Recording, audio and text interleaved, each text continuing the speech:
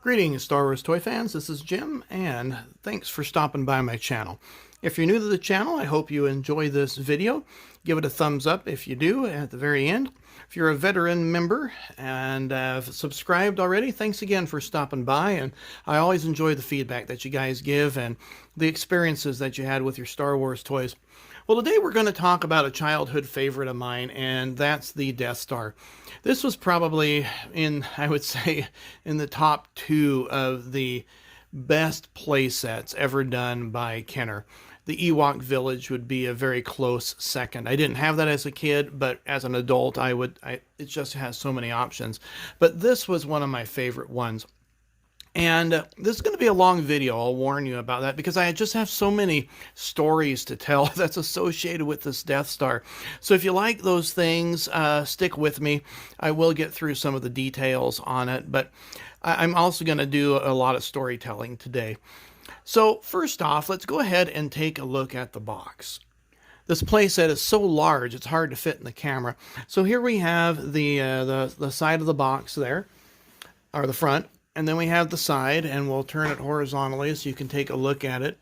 Shows you the trash compactor, moving wall, foam, garbage, alien, trash monster, and escape hash trash compactor unit, also removable for individual play. Trapdoor helps Han Solo and Chewbacca escape Darth Vader. Working elevator goes to all floors, and that's where the proof of purchase seal used to be. Looking at the back, you can see how I colored that as a kid. Really totally got into that. And then the side here says exploding laser cannon, pretend Obi-Wan Kenobi turns off tractor beam, opening the light bridge, and then rope swing to safety for Luke and Leia. Now looking at the back, or the bottom, there it shows you in black and white. And then here, it shows, we'll flip this over so that way you can see, it says $24.95. So that means that Mom and Dad bought this at the White Elephant out of Spokane, Washington, because they marked everything with the ink marker. Well, let's take a look at the instructions. Now this is where the storytelling begins. But first I'll show you the instructions here. And so here we have the front page, and you'll notice that there is a part that's torn off. And then this opens up here, and I'll talk about that in a minute. And it shows you how to put together the Death Star. Just some nice detailed instructions. Flip it over. And then it shows you about the trash compactor, how to pull it in and out, where to put the rope. Where to slide in the cardboard panels, the gun, and then the features, which are talked about on the outside of the box. And then, of course, down here this says, another service to you. In your Star Wars Death Star space station, every part is important. If any part is missing or broken, we will, as a service to you, replace it free of charge. Simply check the part on the slip you need, cut it out on the dotted line, and mail the slip to, and then it says Kenner Products. Now, the reason why my instructions were torn at the very bottom, here's the story that I have to tell you. So my brother and I received Death Star PlayStation, I think it was Christmas of 1979. And we lived in a very old farmhouse that was built in 1899 that ran off the furnace, oil furnace. And it had to be that winter, the furnace went out. And we just had electric space heaters. And so the upstairs wasn't getting heated, and that's where our playroom and the bedrooms were. So we brought all our toys downstairs where the space heater was. And my brother decided to stick his Death Star right next to the space heater. So on this back side right here, you're going to see where the panel is, and we'll slide the panel out. So he had this space heater with a grill, and it was facing right here. And I told my brother, I said, Eric, you know, you're going to melt the plastic as close as that heater is to the Death Star. And he said, well, my Star Wars people are cold. Well, he was the one that was cold. I want them to keep warm. Sure enough, it came true. The center post melted. And he was devastated. And I'm like, I told you what would happen. He said, well, what do I do? And I'm like, well, Kenner has this replaceable parts for free. Let's mail in and see if they do that. Now, they had done that for my droid factory. The R2-D2 legs, the pegs on the legs, broke. And I mailed in the parts, and they sent me a whole slew of extra parts, including the R2-D2 legs, which I still do have. So I mailed I tore off my, that piece at the bottom of the instructions and mailed that into Kenner, and this is what they sent me. Normally I keep this in a clear plastic sleeve, but I took it out because of the glare. Dear Kenner customer, thank you for your letter concerning one of our products. Generally, we can replace the toy or part for at least 1 to 2 years from the time of the original manufacture. Retailers may still have inventory long after production on a particular toy that has been discontinued by Kenner. We are sorry that this particular toy or part is no longer available. Sincerely, Kenner Products. So this is the sleeve that I keep that in. And this is what they sent me, a price guide. And basically what it said is, the price guidance sheet lists toys no longer available and is to be used only as a price guide on discontinued toys returned to Kenner. Please do not select these toys. Use only as a price guide when selecting toys of equal value. Suggested B, or price list B, this is the current suggested price list for the 1981 season. So it had to been Christmas of 79, or maybe it was 80. Maybe I have the years off that he melted his Death Star. But anyway, basically this was a replacement for the Death Star part. And it says, if a selection is being made in response to a letter from us, please list your choice of toys at the bottom of the letter and return it to us per instruction. If you order toys direct due to unavailability in your areas, a remittance must be included with the order. No CODs. We cannot ship without remittance. Please be sure to include your name and address for proper shipping. Allow a period of 4 to 6 weeks for your shipping. Now, in 1980, I was 12. So it might have been that winter. I might have things a little bit confused, but just go along with me here. And so this is the really do care thing that came with it. We make each toy with lots of tender loving care, so if something seems to be wrong, please read the instruction again carefully. However, if any part is missing when you receive the toy or broken under normal use, we will, as a service to you, replace it free of charge. That's what they were honoring here. They were honoring this commitment.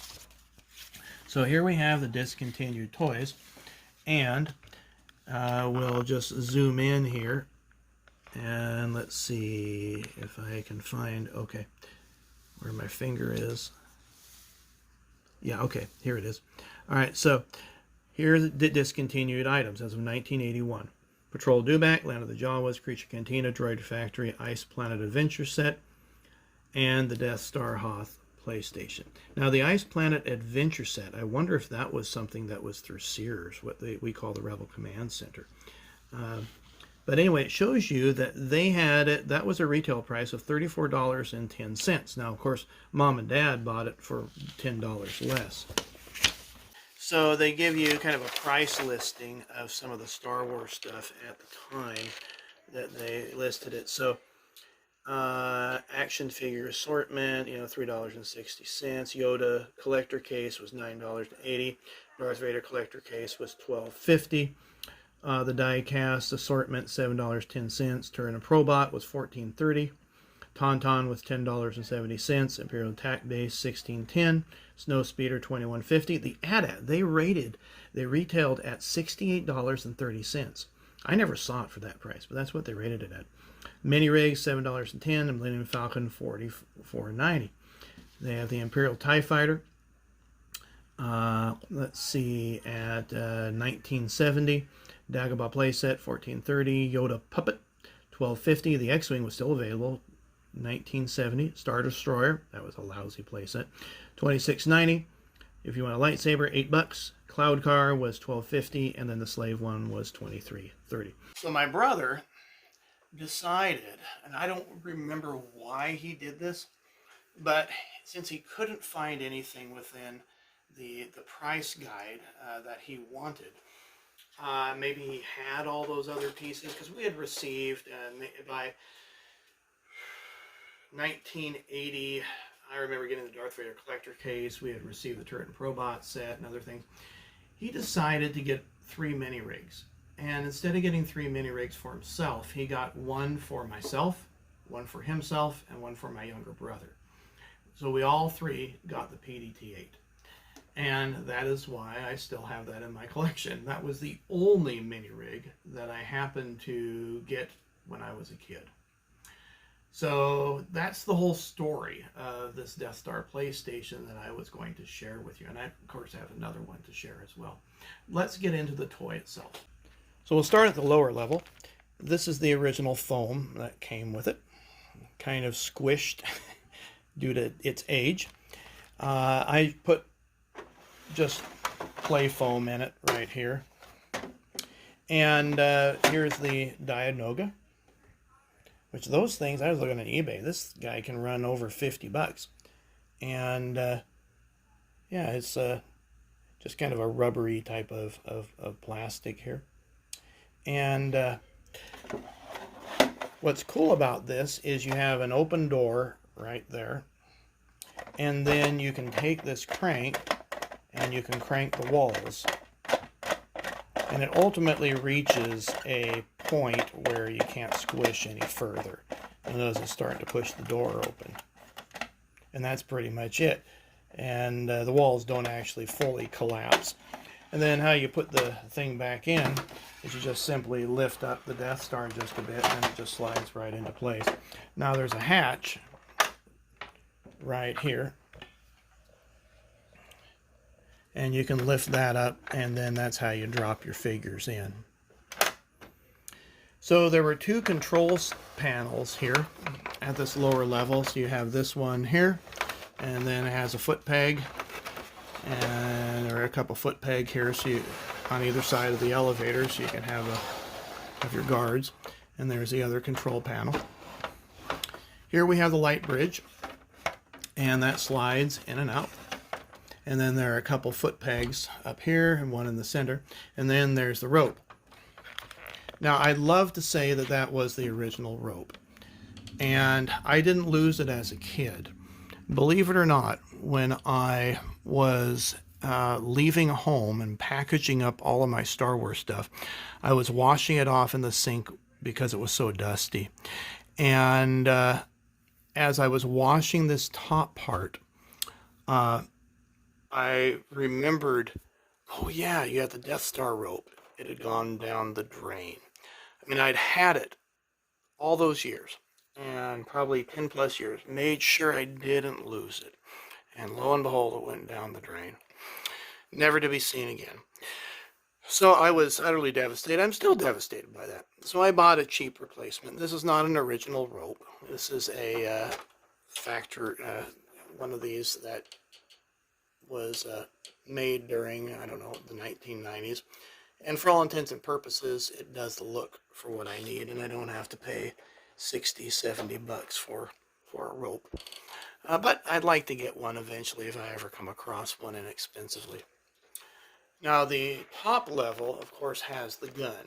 My gun I played with it so much, it had to have a lot of repairs made to it. And in fact, I went on Toy Polloi, and he's got a great repair idea using Legos for this. And if yours is not working, then then you can repair it. Well, you know, I might pop this. Let's see if that does pop. There we go. And I'll just have to finagle it to get it to go. But my gun here, the whole hinge area was just broken. And this area was broken as well, and I had to do quite a bunch of significant repairs to it. You can't really see on the inside, but there's a piece of plastic that I added, so that way the gun actually does stay up, and it has 3 levels of where you can actually hold it. Now the trick to this is getting it to sit back down again. Under here you'll see where there's this little hook for the lever, and that's what has to move, and then I have to push this thing down with the gun. Okay, let's see if we can get that to latch. And then I just have to get that little stars piece to latch onto that. There we go. So now it's all put together. But you can see there's some stress marks there. So for you guys, I launched it normally. When my son and I play with this, we don't do anything to it at all. Now it just happens to have two little tabs in the back, and then it attaches up front here really easily into those three areas. And there we go. But anyway, you can do those repairs on your gun if you want, and it's not terribly tough to do. You'll notice it clicks around. But as I mentioned, Toy Polloi has a great repair video on using Legos, and that's what I used, and that's how I was able to get mine to be fixed again. You know, it's all these. The neat thing about toys is, did you have fun with them when you were a kid? And it's those memories that we all cherish. That's why we still collect these things. And it's not to have them in a box. I mean, that's great if that's your thing. But it's not. That's not my thing. I like to use these and take care of them, and then replace them parts if necessary. You'll see up here at the top it had Darth Vader. That's where he stood. The other sides had Death Squad Commander, but that sticker has since come and gone. Now we'll take a look here at the back side. This is where that control panel is, where Obi-Wan turned off the tractor beam. And now let's look at the coolest part, and that's the elevator. So this is really ingenious on Kenner's part. So there are two pegs here. My Death Star droid was the bellboy, and there's a sticker that's there that says Death Star droid. That came off my collector case. So this door rotates closed, and then you have this little handle here, and you can level it off and take the elevator to level 1, level 2, or 3, sorry, and then clear up to the top, and then your guys can go up and down really quite nicely. If any of you would like a copy of that price guide, you need to find a way to shoot me an email, and I would be happy to send that on your way. I've scanned that in, and it's just sort of it's just a cool piece of history, not only for me and my family relationship and with the toy here, but also getting to see what Kenner actually priced these toys at, much higher than what we would see retail. And so it's just kind of interesting, and then all the correspondence, just really fun stuff. Well, I hope you enjoyed this video and the stories that were associated with it. Feel free to share any stories that you have. If you liked the video, please give it a thumbs up. And if you're new to the channel, again, please subscribe. I'd love to have more members come on board. Take care, and we'll see you on another Star Wars video.